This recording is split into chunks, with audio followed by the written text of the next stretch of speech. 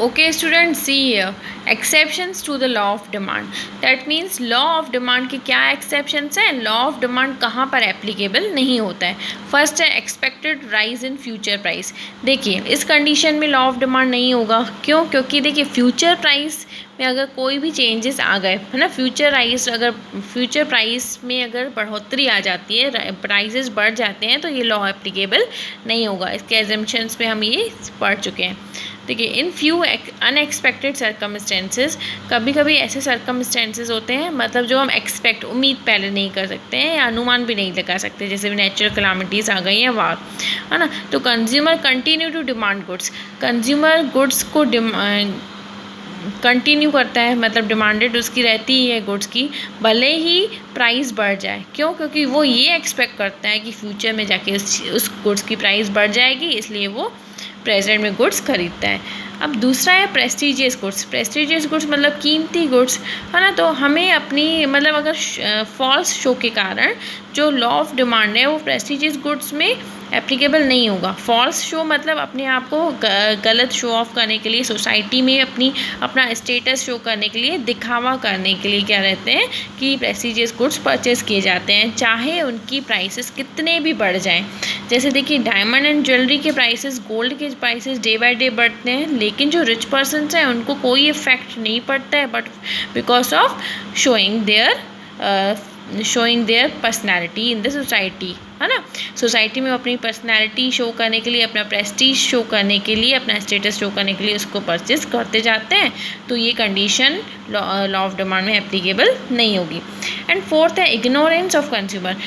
कभी कभी क्या रहता है, कंज्यूमर पढ़ा लिखा नहीं रहता है, तो उसकी इग्नोरेंस के कारण उसको वो एक्सप्लॉइट हो जाता है ना, सेलर के थ्रू एक्सप्लॉइट हो जाता है. उसे क्या हाई प्राइसेस के गुड्स दिए जाते हैं और क्वालिटी क्या हो जाती है, गंदी क्वालिटी के, और उसे ये लगता है कि मैंने सुपीरियर एंड ड्यूरेबल गुड्स खरीदे हैं. मतलब सुपीरियर मतलब बहुत अच्छी क्वालिटी, एंड ड्यूरेबल मतलब वो गुड्स बहुत समय तक चलेंगे. तो ये वही कंडीशन है कि इग्नोरेंस के कारण कंज्यूमर क्या हो जाता है, एक्सप्लॉइट हो जाता है, और ये जो कंडीशन है वो लॉ ऑफ डिमांड में एप्लीकेबल नहीं होती है.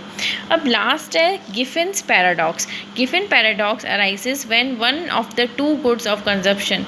देखिए गिफन पैराडॉक्स वहाँ पर अराइज होता है जहाँ पर दो गुड्स होते हैं कंजप्शन के, लेकिन एक गुड सुपीरियर रहता है एंड दूसरा क्या रहता है, इन्फीरियर. मतलब एक अच्छी क्वालिटी का एंड दूसरा गंदी क्वालिटी का. तो inferior goods are those goods which are consumed by consumer. Inferior goods वो गुड्स होते हैं जो कंज्यूमर के द्वारा कंज्यूम किए जाते हैं कम इनकम के कारण, okay, due to their low income level. In such case when price of inferior goods decreases. अब इस केस में क्या रहता है कि अगर इन्फीरियर गुड्स के प्राइस कम होते हैं तो देन कंज्यूमर डिक्रीजेस कंजप्शन. तो कंज्यूमर कंजप्शन भी कम कर लेता है उसका, due to their increased purchasing power. क्यों? क्योंकि उनकी जो परचेसिंग पावर होती है उसकी वो बढ़ जाती है इसके कारण. In other way decrease in price of inferior goods. देखिए इन्फीरियर गुड्स की अगर प्राइस कम हो जाती है तो उसका कंजप्शन भी कम हो जाता है. ये जो लॉ है किसने ऑब्जर्व किया है, एक इंग्लिश इकोनॉमिस्ट थे रॉबर्ट गिफन, और इसलिए इस कंडीशन का नेम गिफन पैराडॉक्स हो गया, है ना. 19th सेंचुरी में क्या रहता है कि in spite of rice and bread price people demanded मोर. देखिए भले ही ब्रेड के प्राइसेस कितने भी बढ़ जाएं, लेकिन डिमांड उसकी ज़्यादा है, क्योंकि ये किससे कम, अगर उसके सब्स्टिट्यूट से हम कंपेयर करें तो ये सस्ते होते हैं, चीप होते हैं. देखिए इसका सब्स्टिट्यूट क्या है, फ़िश और मटन. ब्रेड का सब्स्टिट्यूट क्या है, फ़िश एंड मटन.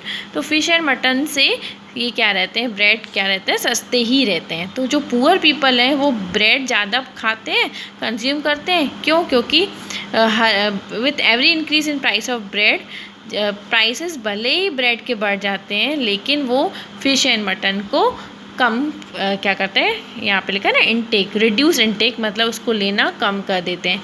ठीक है, तो इसलिए इसको क्या बोला गया है, गिफन पैराडॉक्स. दैट मीन्स दो गुड्स हैं, उसमें से एक इन्फीरियर होता है और एक सुपीरियर क्वालिटी का होता है. तो हम क्या हो जाता है कि प्राइसेस बढ़ जाते हैं, तो इसलिए हमारा कंजप्शन कम हो जाता है.